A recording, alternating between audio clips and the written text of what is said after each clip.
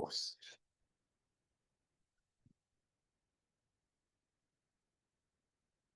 Good evening, everyone, and welcome to the Olivet City Council meeting for October 14th, 2025. Can we please have a roll call? Mayor Clark, Here. Chairman Pro Tem Weil is absent. Councilmember Mike Solomonov is absent, both with excuses. Councilmember Pashan Hellman. Here. Councilmember Lewis. Here.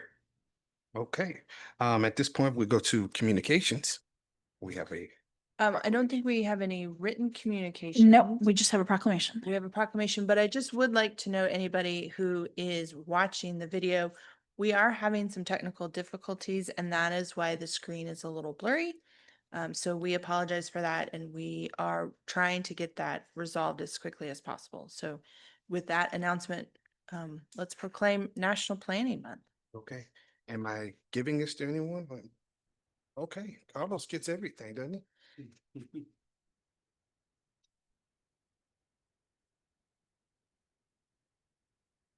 I'm going to prepare you, Mr. Trejo. There's a lot of whereas in this. So, You don't have this. all right. Community Planning Month proclamation for the city of Olivet. Whereas change is consistent and affects all cities, towns, suburbs, counties, boroughs, townships, rural areas, and other places. And whereas planners can help navigate this change with data-driven insights and expertise that provide better choices for how people work and live. And whereas community planning provides an opportunity for all residents to be meaningfully involved in making choices that determine the future of the community. And whereas the full benefits of planning require public elected and appointed officials who understand, support, and demand excellence in planning and implementation. And whereas the month of October is designated as National Community Planning Month throughout the United States and its territories.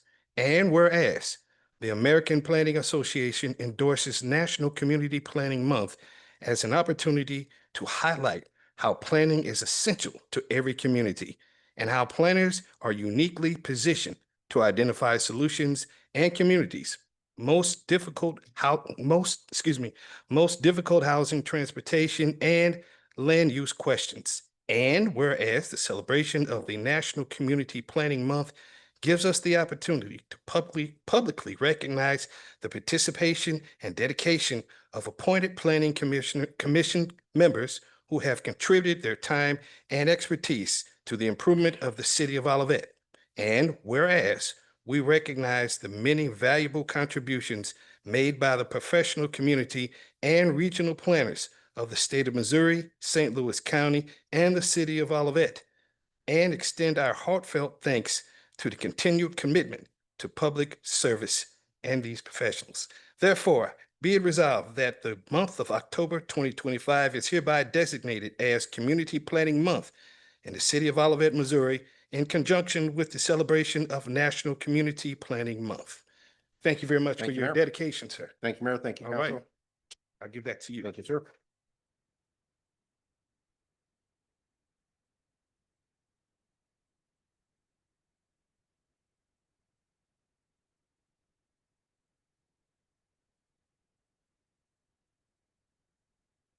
Okay, now we'll go on to the city manager's report. All right, good evening.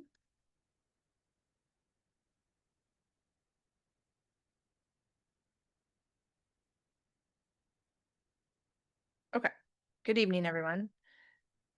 So this is the first meeting of the month, and so we give an update on Olive Crossing. And in fact, Mr. Yowitz is coincidentally here this evening, as are the owners of Brass Tap. So we have some guests this evening. So Lot 3 is moving along. They're kind of on a roll.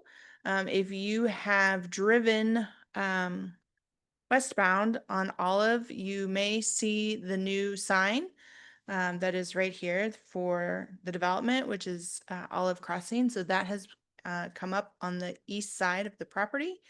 And then they have completed the store frames. They are putting the glass in the store frames. They've asphalted and striped the parking lot, and then they're working on the final fountain design.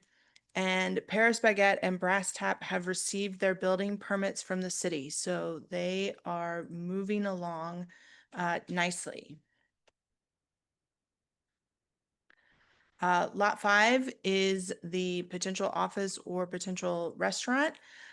So we were waiting for the potential restaurant to kind of do a surprise site visit. Well, they did the surprise site visit, and they continue to be in talks with the developer to get all of the lease terms and the proposed site plan worked out amongst the restaurant leadership staff and the developers. So as soon as we have something to announce, we will do that for lot 5. Lot 6. Lot 6 is the hotel, and the hotel will be on the Planning and Community Design Commission agenda for Thursday. If you are interested to see the application and the agenda items, you can certainly scan the QR code to see all of that. It is posted on the website. You interested parties are welcome to come to the commission. It is up for initial review, so we do not expect that the commission will take any action on it, but they will see it for the first time. They will provide any questions or comments to it. A little sneak peek, which is also on the website. So this is the layout of the Courtyard Marriott. It's going to face Interstate 170, and then the back of the hotel will be abutting the back of the residential properties here in Stoneleigh Towers. And then this is the elevation, the proposed elevation for the hotel. So again, if you want more details, I would encourage anyone to either come to the Planning Commission on Thursday or scan the QR code and see the agenda items available online. And then, of course, lot 1 and 2, which is Aldi, that is complete. And the apartment complex, the Clover, is also complete. So news around town, we continue to have 2 open commission seats on the pension board. So anyone who is interested, you do not have to have a background in finance. You just need to have an interest in being on the pension board. Please fill out the QR code and let us know that you are interested, and we will review those applications and bring them to the council. Upcoming events. The fire department is doing a pumpkin carving event on Friday in the apparatus bay. So you do need to bring your own pumpkin, but they are providing food and drinks and some carving materials, and of course space to make a mess when you carve your pumpkin. So this looks to be a good community event in the apparatus bay. The Great Olivet Cleanout is Monday, October 20th from 3 to 6. There's a new location this year. It's at Five Oaks on Worson. Traditionally, it's at Stacy Park, but we have moved it to Five Oaks.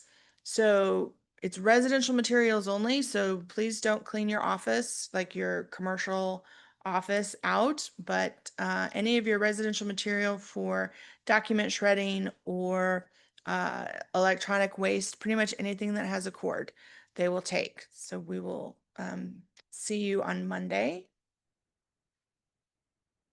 And then October 25th is going to be a busy day here in the city of Olivet. In the morning, there is a trash bash for a portion of the River des Peres in Olivet from 9 to 11. Meet up at 1400 North Price, which is the Murphy Company parking lot. Bruce McGregor, our Public Works Director, has worked with Trash Bash to coordinate this event. There is a very easy way to get down into the River des Peres over there by Murphy Company. We are asking people to sign up so that we know how many people to have. If you are interested, please follow the QR code. It will take you directly to registration. And then that evening, please come out to Five Oaks. It is the Harvest Festival for the year. Lots of fun. We are charging admission for kids this year, but admission includes dinner, the costume parade, candy. In fact, I saw the police department made a run to Sam's and bought big bags of candy. So I know for a fact that there will be candy there. Petting zoo, the not so spooky trail. So it's a fun time for families and kids alike. You can again follow the QR code to register early, or register. Prices go up after Friday. Turkey Trot is an annual event on Thanksgiving morning. So we're up to more than 400 participants so far. So we encourage everybody to sign up for the annual Turkey Trot. Early bird registration closes this Friday, so we encourage everybody to sign up for that. And then, as we do normally, the Turkey Trot is a fundraiser for the Harvey Kornblum Food Pantry. We are running a food drive here at City Center as well as Five Oaks for the month of November, leading up to, and October. It's on right now, leading up to Turkey Trot, because the food pantry was a victim of budget cuts from federal funding, and they are seeing an increased need. So if you have an opportunity to provide some of the things that are listed on the screen, it will go to a good cause. And we would encourage you to drop them off either here at City Center or at Five Oaks. There are big blue barrels that you can drop those things off in. And then, as always, I just encourage everybody to sign up for our weekly newsletter, the Olivet Weekly, which provides all kinds of information about things that are going on over the next week or two in the city of Olivet. And then we do have some upcoming meetings. So the Parks and Rec Commission is meeting on Wednesday. Again, PCDC meets on Thursday. City Council is the 28th, and your council work session is the 4th.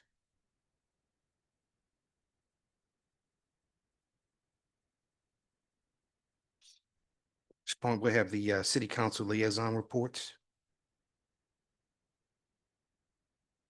Where do we start from there? Liaison reports. Okay, who do we start with? Whoever you would like. You. Nothing to report this time because PCDC had skipped a meeting, so. And I don't have anything to report from the committees, but I would like to invite the council and staff or anyone who's invited to attend the Cool Cities meeting that's happening on October 21st. This is a group of cities throughout St. Louis County and St. Louis City that work together on sustainability initiatives. And this meeting on October 21st is at 10 a.m. at Beyond Housing with the 24-1, and it's focused on trees, native plants, and building community resilience through green infrastructure. Okay, and I don't have anything to report at this time. So we'll go into hearing from citizens. If there's anyone who would like to speak that's in the audience or via Zoom, you may do so at this time. Seeing none, we'll go forward and we'll go to item number 6, police vehicle upfitting. So upfitting of one administrative vehicle and one patrol vehicle. Chief, you have the floor. Right. Good evening, Mr. Mayor, Council. Beth Andruski, Chief of Police. As you see, it's just this agenda item is just for the upfit of 2 new police vehicles and the decommissioning of 2 current police vehicles.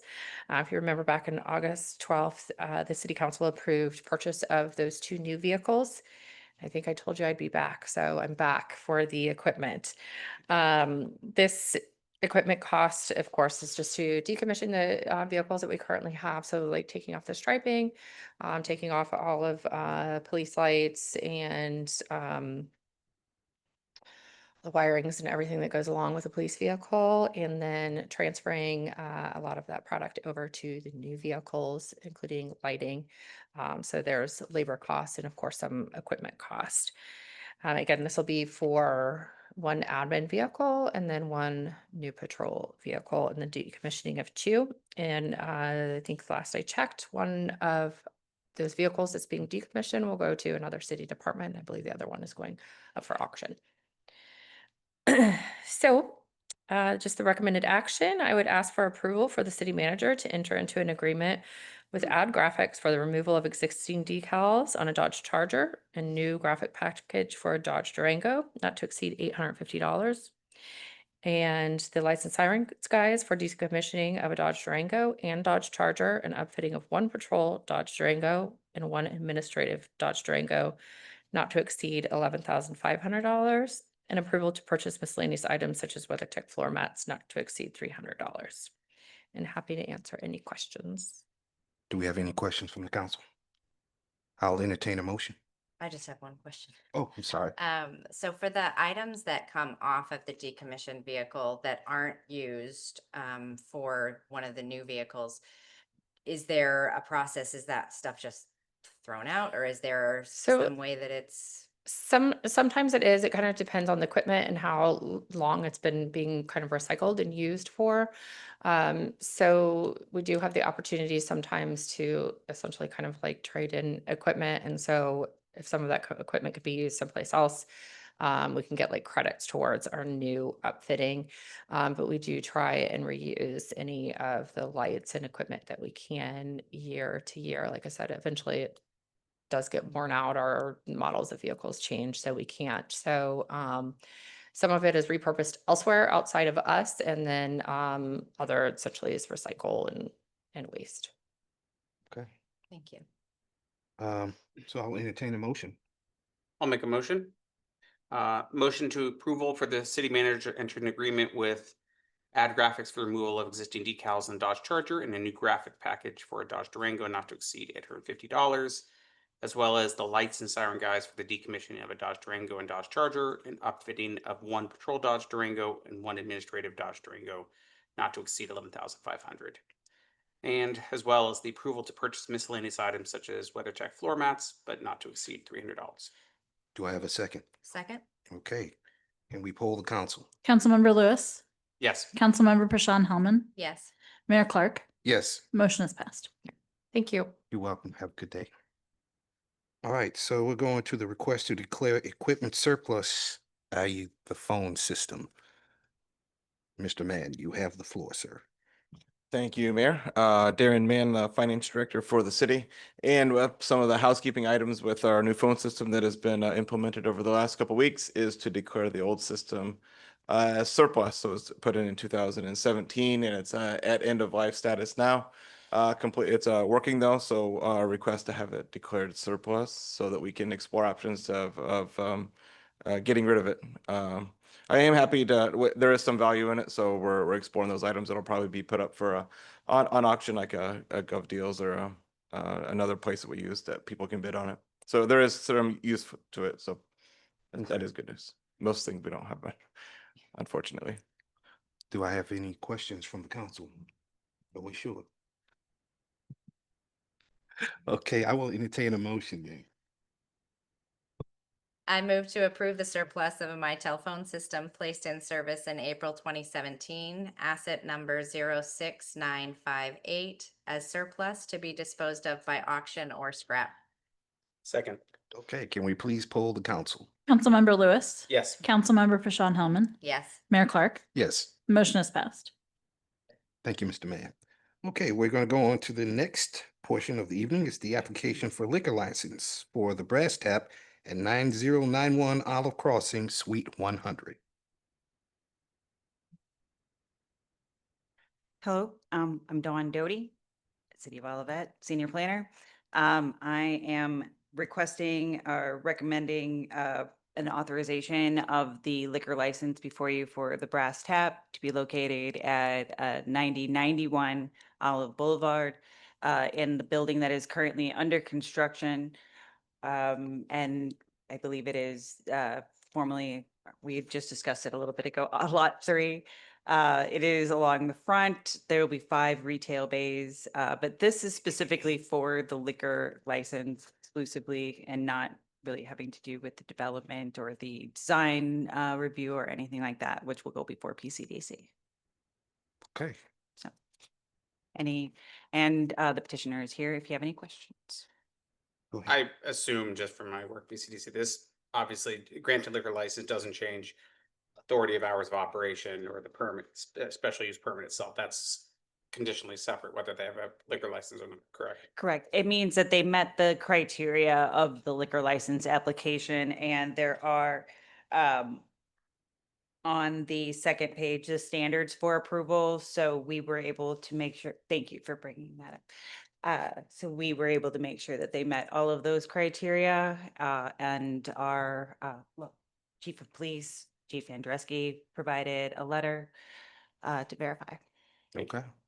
Do we have any other questions? from Yeah, the only council? question I have is on the certificate of no tax due. I see that the date on there is March 17th, 2025. And then at the bottom of that, it says this certificate remains valid for 90 days from the issuance date. Recognizing that we are past that 90 days at this point, I'm just curious. So the certificate for no tax due for the sales tax, I can, get another verification or request another. I guess it's probably more from a legal standpoint of how if that, because we're past that 90 days, if it's 90 days from when the initial application was submitted, or, just wanting to make sure that that we're crossing all of our Ts and dotting all of our Is in this process and not missing something with this particular piece. So I think that the main goal is to make sure that they have a sales tax license from the state. And this does reflect that they have that. And at the time of making the application, it was valid. If a sales tax is or a sales tax license by the state, if it is revoked or disciplined in any way, the city does get notice of that. And in fact, there's a statute that says that the city then will follow through and take similar actions with respect to the business license or respect to the liquor license. So we can certainly check, but I'm comfortable with at least having this and the fact that we haven't gotten any adverse notification from the state on their sales tax license. I'm comfortable in moving forward with that. Is this sales tax license specific to that location and property? Because they're not even operational yet, so I would assume they wouldn't have sales yet. Pretty impressive. But Right. okay, Mhm. that's a good question. Okay. Don't get you off top later. Any other questions from the council? Okay, I will entertain motion, please.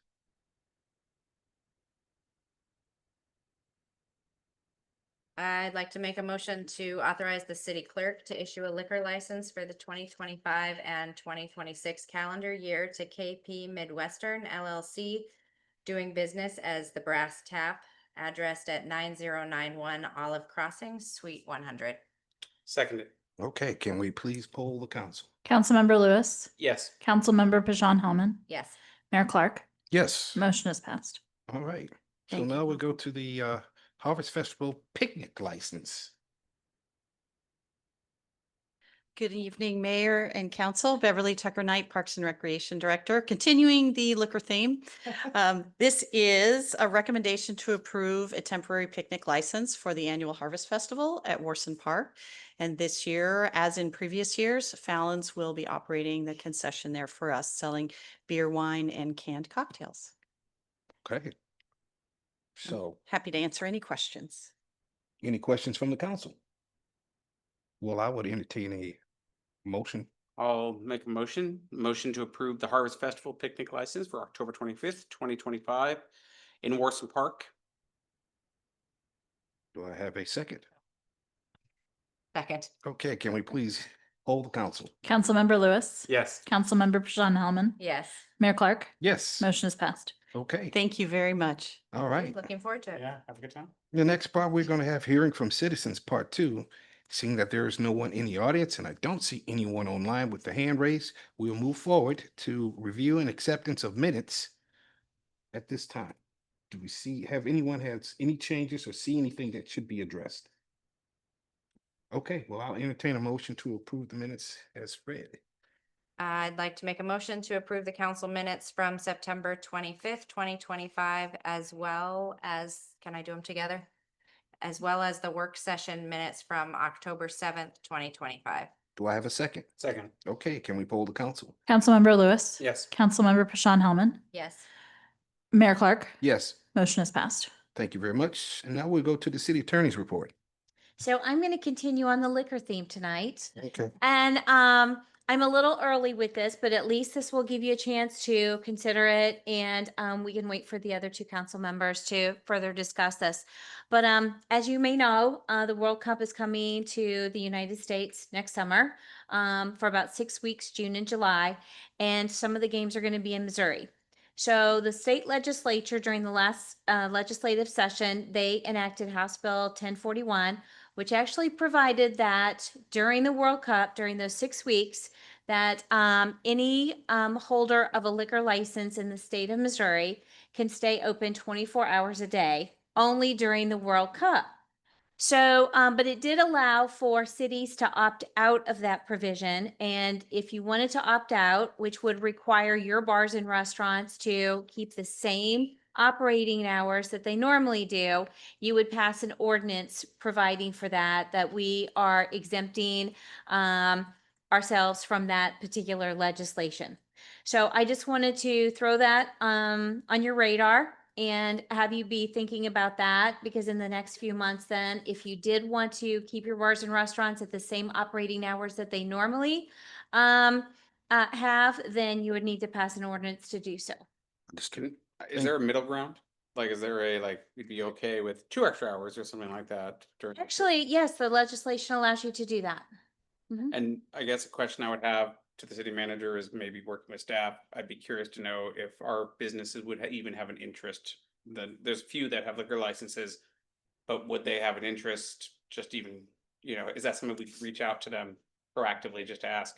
Yeah, this just came on our radar. Yeah. So I'm sure there will be some talk amongst neighboring city managers. And I think we can certainly reach out to some of our establishments and get their thoughts on that. Okay, I think it'd be helpful. Thanks. I assume we'll have a lot of international guests coming through due to this World Cup and whatnot. So now with this ordinance, we'll be able to legally sell warm beer. But I guess we can do it now. I will entertain a motion to adjourn. I will make a motion to adjourn. Second. All right, good night. Warm beer, huh?